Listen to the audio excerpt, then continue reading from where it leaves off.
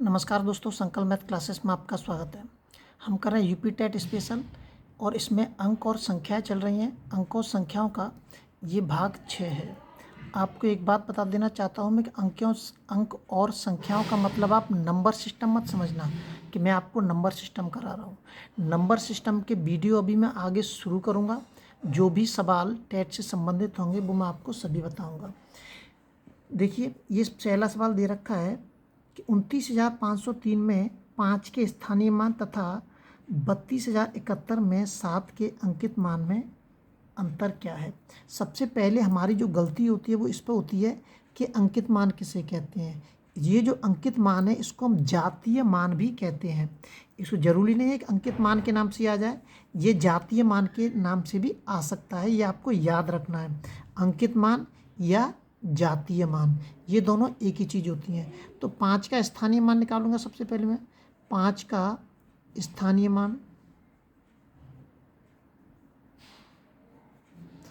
5 का स्थानीय मान कितना आ जाएगा यहाँ पे हमारा 500 आएगा। अब 7 का जातीय मान, 7 का अंकित मान, अंकित या जातीय मान एक ही बात है। कितना होता है, वही संख्या ही होगी हमारी 7। अब क्या करना है, हमें इसमें अंतर ज्ञात करना है। अंतर ज्ञात का सीधी बात है, 500 में से आपको कितने घटाने हैं, 700 घटाएंगे तो कितने आ जाएंगे, 493 बचेंगे हमारे। बी ऑप्शन इसका इसमें एकदम सही होगा। अगला सवाल देखते हैं। अगला जो सवाल दे रखा है 56,431 में 6 के स्थानीय मान तथा 4 के अंकित मान में अंतर ज्ञात कीजिए। उम्मीद करता हूँ अब आप इस सवाल को कर देंगे। तो 6 का स्थानीय मान कितना आएगा, सीधा लिख दूँ। तो 6 का स्थानीय मान, 6 का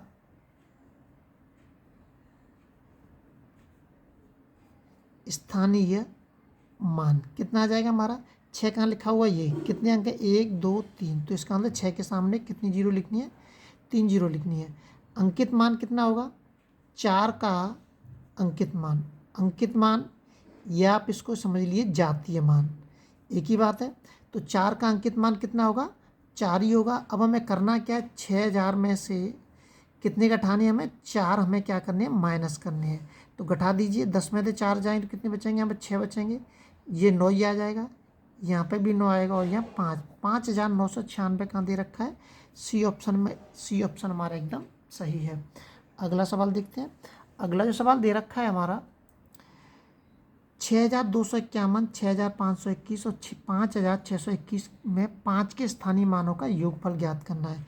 तो 5 का स्थानीय मान सीधा निकाल देता हूँ। 5 का यहाँ पे कितना हो जाएगा, 50 हो जाएगा। यहाँ पे कितना हो जाएगा, 2 जीरो आएंगी, मतलब 500। और यहाँ कितना हो जाएगा, 5,000। तीनों का निकलेगा। योगफल का मतलब कितना होता है, जोड़ना होता है। जोड़ दीजिए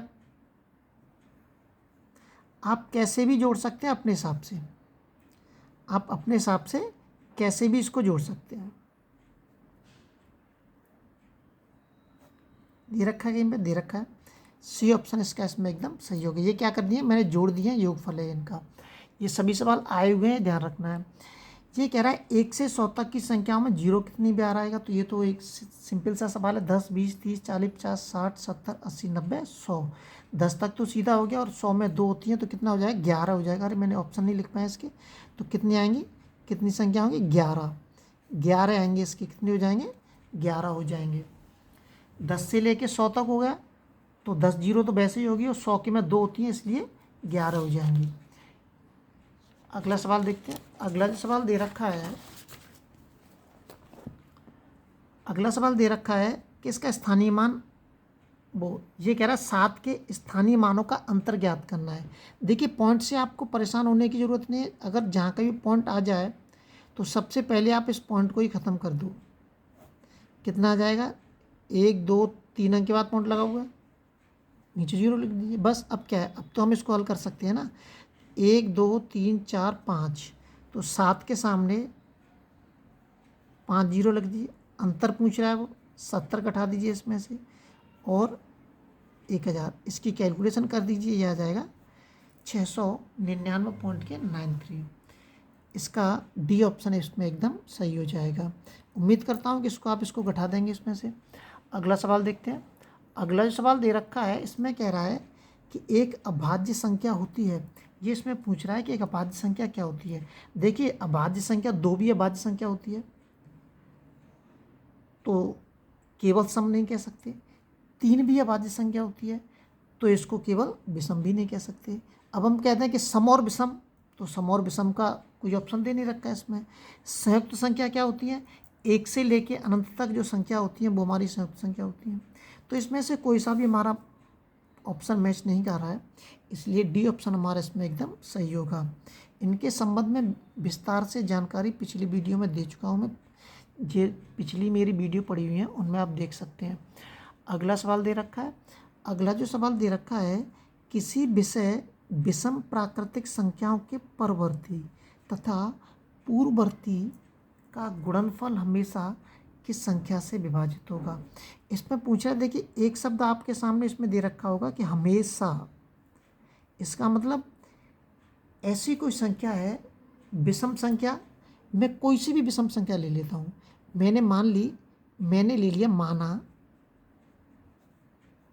मैं अपनी तरफ से कोई से आप भी करके देख सकते हैं। ऐसे विषम संख्या ले ली मैंने यहाँ पे 11। अब ये कह रहा है कि इसकी परवर्ती क्या मतलब इसके आगे वाली संख्या, पूर्ववर्ती मतलब इसके पहले वाली संख्या। ठीक है, इन दोनों का क्या करना है हमें? इन दोनों का क्या करना है?